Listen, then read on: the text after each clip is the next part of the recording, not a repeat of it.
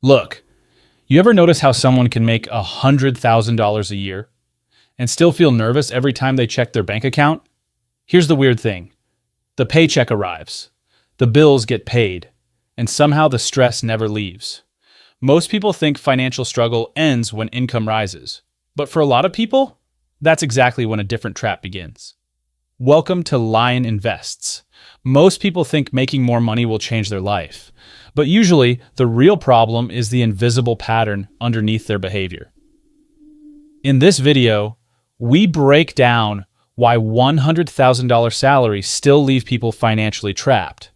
And the answer has less to do with math than most people realize.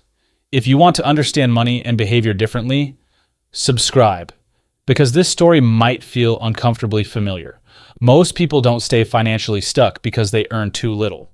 They stay stuck because their habits quietly adapt faster than their income. And that sounds unfair, because earning six figures is supposed to feel like winning. At least that's what everyone tells you. Imagine getting a raise you've wanted for years. The notification hits your phone. For a moment, life feels different. Then 3 months pass. And somehow, nothing really changed.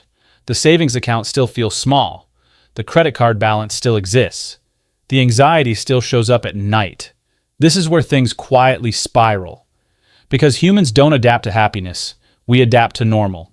Psychologists call this hedonic adaptation. Most people simply call it life, but it changes everything. The new salary becomes ordinary, the excitement disappears, and the brain starts searching for another upgrade, a better apartment, a newer car, a nicer vacation, not because people are stupid, because humans are wired to normalize improvement. It's how the brain works. And honestly, this next part shocked me when I first understood it. Lifestyle inflation doesn't arrive like a disaster. It arrives disguised as a reward. You tell yourself you've earned it, which is often true. The problem comes after that, because every reward becomes a recurring expense, and recurring expenses become obligations. A friend of mine experienced this firsthand. His income jumped from $60,000 to over $100,000. Everyone assumed he was getting rich, including him, at least initially. A year later, he was more stressed than before, not less. His apartment doubled, his car payment appeared. His spending quietly expanded into every corner of life. Nothing felt excessive. That's what made it dangerous. Every decision seemed reasonable by itself, but combined together, they built an expensive reality. That's the part nobody talks about. Financial traps rarely look like bad decisions. They look like normal decisions, repeated over and over, without awareness. The brain loves consistency. Once a lifestyle becomes normal, it starts defending it. Even if maintaining it creates stress, even if it delays freedom, even if it steals future options. According to Federal Reserve surveys, many high-income households still report significant financial stress, which sounds impossible, until you realize stress isn't created by income. It's created by the gap between obligations and flexibility. A person earning $40,000 with low expenses can feel freer than someone earning $100,000 with high obligations, because freedom isn't income. Freedom is the space between earning and spending. Most people spend years trying to increase income. Very few spend time protecting that space. And this creates a problem nobody sees coming. The more expensive your lifestyle becomes, the harder it is to change direction. Suddenly, quitting a job feels impossible. Taking a risk feels irresponsible. Starting a business feels terrifying. The salary that was supposed to create freedom starts acting like a cage. Now you might be thinking, okay, but people need to enjoy life too. And honestly, I completely agree. This isn't about deprivation. It's about understanding what you're actually buying. Every purchase costs money, but it also costs future flexibility. A bigger house isn't just a bigger house. It's years of maintenance, payments, and attention. A luxury car isn't just transportation. It's a long-term commitment wearing a shiny disguise. Most purchases have invisible price tags. People only see the first one. And the really dangerous part isn't the spending. It's the identity attached to the spending. Because eventually, people stop buying things they want. They start buying things that confirm who they believe they are, and that's where the trap becomes psychological. This is where money stops being about money and starts becoming about identity, which is far more powerful. A watch becomes success, a car becomes status, a neighborhood becomes self-worth.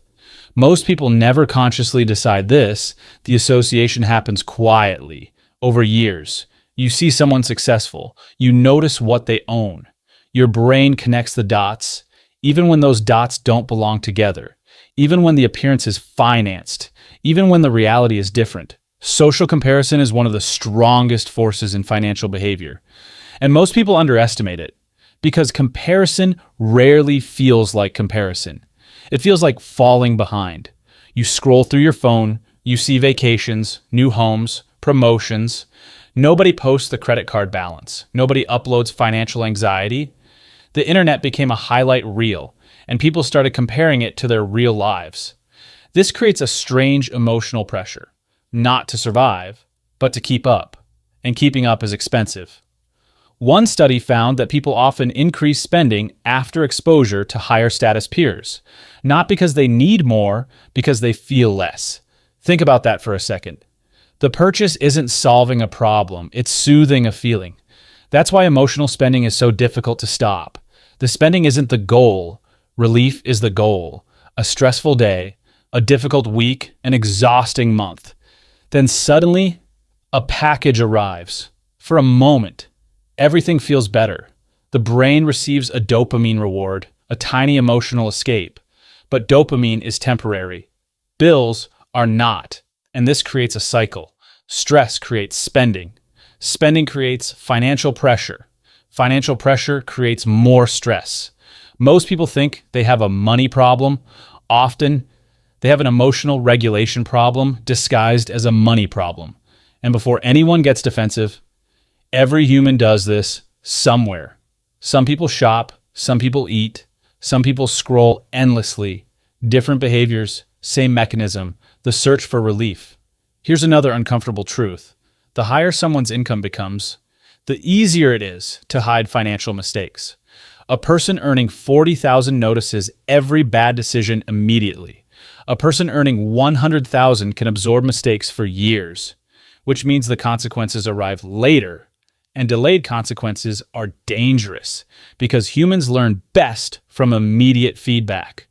Touch a hot stove, you learn instantly. Overspend by $300? The pain may not appear for months, so the behavior continues. This is why six-figure earners sometimes wake up shocked. Not because one big disaster happened, because thousands of small decisions quietly accumulated, like water dripping into a bucket. One drop feels harmless, 10,000 drops become a flood. And honestly, this next realization changes how you see money forever. Most financial outcomes are not created by major decisions. They are created by repeated behaviors operating on autopilot. Small habits become lifestyles. Lifestyles become identities. And identities become futures. And the scary part is, most futures aren't chosen. They're repeated. 5 years from now, your life will probably look like an amplified version of your current habits. Not because fate decides it, because repetition decides it. Every automatic purchase, every avoided investment, every financial excuse. They seem invisible today, but they're quietly voting on your future. The good news is, small decisions work both ways. The same psychology that creates financial traps can create financial freedom. One automated investment, one delayed purchase, one intentional decision, repeated long enough. Those tiny actions become a completely different life. And maybe that's the real lesson. Financial freedom doesn't arrive all at once. It arrives through small decisions that finally start moving in the right direction. Because in the end, money is rarely the thing people are actually chasing. What they're really chasing is relief. The feeling that everything will be okay. But relief doesn't come from earning more forever. It comes from needing less validation from every dollar. The moment you start questioning automatic behaviors, you stop living on financial autopilot. And that's when the future stops happening to you. and starts being shaped by you.